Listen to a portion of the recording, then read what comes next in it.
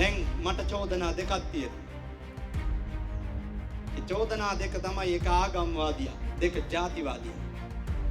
සමාජ මාධ්‍ය ගිණුමේ ඒ ගිණුම් වල බැනලා දාලා තියෙන ජාතිවාදියෙක් ඉඳ බලය දෙන්න එපා, ජාතිවාදියෙක් ඡන්ද දෙන්න එපා ඔයාලා දකින්න ඇති. මම වගකීමෙන් කියනවා මං තමයි හොඳම සන්නිහිදියාකාරය.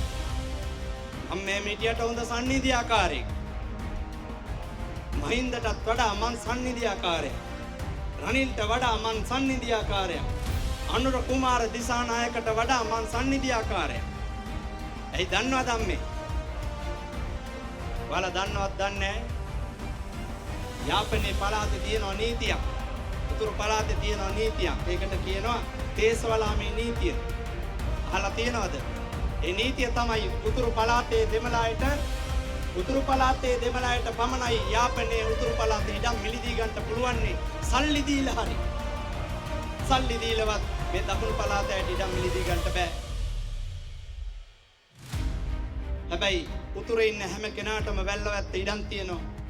මේ දකුණු පළාතේ ඉඩම් තියෙනවා.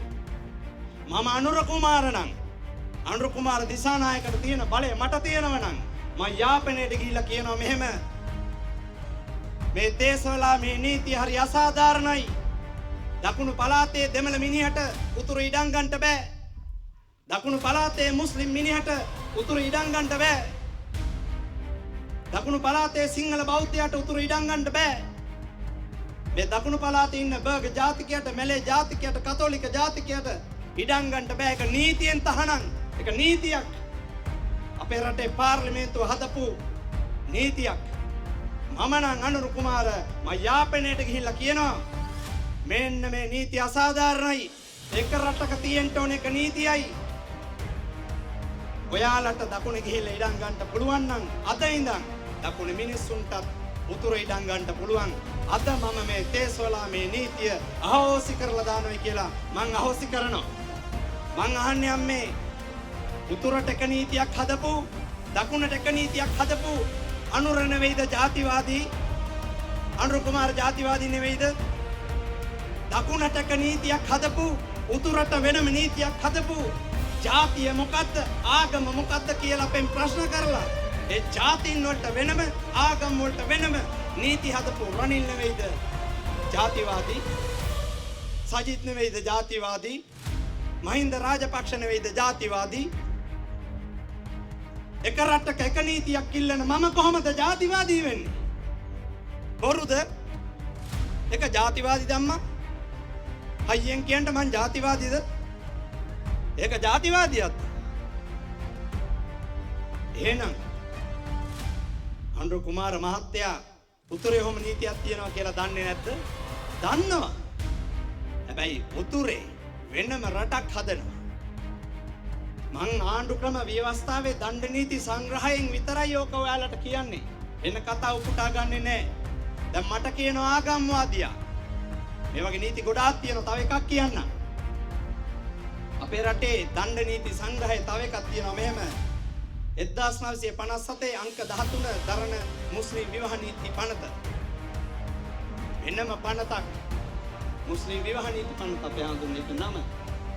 ආන්නේ පනතේ තියෙනවා මෙහෙම ඉස්ලාම් ජාතිකයෙකු නම් විවාහ 4ක් කරගැනීමේ හැකියාව ඇත. සිංහල බෞද්ධ නම් වයස් සීමාව කීයද? කසාද බඳින්න වයස කීයක් වෙන්න ඕන නම්? අවුරුදු 18යි. දෙමළ නම් අවුරුදු 18යි. හැබැයි මුස්ලිම් විවාහ නීති පනතේ මුස්ලිම් නම් වෙනම නීතියක් තියෙනවා. ඒ නීතිය තමයි කිසිම වයසක් නැහැ. වයසක් ගැන සඳහක් නැහැ. අවුරුදු 6ට වඩා අඩු ගෑනු ළමෙක් අන්න අරම්ම ඔඩොක්කුවේ තියන් ඉන්නේ. මගේ පුංචි පුතාගේ වයස. වෙලාවට තේක දුන්නේ නැත්තම් අඬනවා කෑ ගහලා. නැගිටිද්දි අපි කවුරු හරි වැඩිහිටියෙක් නැත්තම් අඬනවා. ආන්නේ වගේ වයස ළමයි කසාද බඳිනවා නම් මුස්ලිම් විවාහ නීති පනත තියෙනවා. පල්ලියේ කාතිවරයා ළඟට ගිහිල්ලා ලියුමක් ගේන්න ඕනේ. එයා ලියුමක් දෙනවා නම් මේ අවුරුදු 6 කෙල්ලට පුංචි බබාට කසාද බඳින්න අවසර දීලා අපේ රටේ කසාද බඳින්න පුළුවන්. මම නම් අනුර කුමාර දැන් මේකේ ගමේ කතාවක් තියෙනවා. ගමේ කතාවක් තියෙනවා අර හරක පොලේ ගැහුවා වගේ කියලා. එහෙම ආණ්ඩුවක් මේ. ඒක එසේ මෙසේ ආණ්ඩුවක් නෙවෙයි. මේක සද්දන්ත කුලේ දැවැන්ත ආණ්ඩුවක්. සුද්ධ මේ රට දාලා ගියාට පස්සේ ජේ.ආර්.ට පස්සේ හදපු බලවත්ම දැවැන්ත ආණ්ඩුව තමයි මේ දැන් මේ ලංකාවේ හදලා තියෙන්නේ. මේ පෘථිවි ගෝලයේ මේ ලෝක ගෝලයේ මෙච්චර බලවත් ආණ්ඩුවක් නෑ වෙන රටක. මේක ඔයාලට ප්‍රවෘත්ති වලට ඇහෙන්නේ විපක්ෂ කියන්නේ මේක 3-2 ආණ්ඩුවක් කියලා. වැරදි. බොරුවක්. මේක 3-2 ආණ්ඩුවක් නෙවෙයි. මේක 5-4 ආණ්ඩුවක්. මෙන්න මේ 5-4 ආණ්ඩුවට පුළුවන් අර ජේ.ආර්. මීට වඩා පවර් අඩු එකක් හදලා තමයි කිව්වේ. මට මිම්මත්තට බැරි ගෑණියෙක් පිරිමියෙක් කරන්ටයි පිරිමියෙක් ගෑණියෙක් කරන්ටයි විතරයි කියලා. මේ වෙලාවේ මේ ආණ්ඩුවට කරන්ට බැරි දෙයක් නෑ. හැබැයි මම අනුරනම් මම හෙට උදේ එක රටක එක නීතියක් හදනවාමයි. ඒක කොහොමද ජාතිවාදී වෙන්නේ? ඒක කොහොමද ජාතිවාදී වෙන්නේ?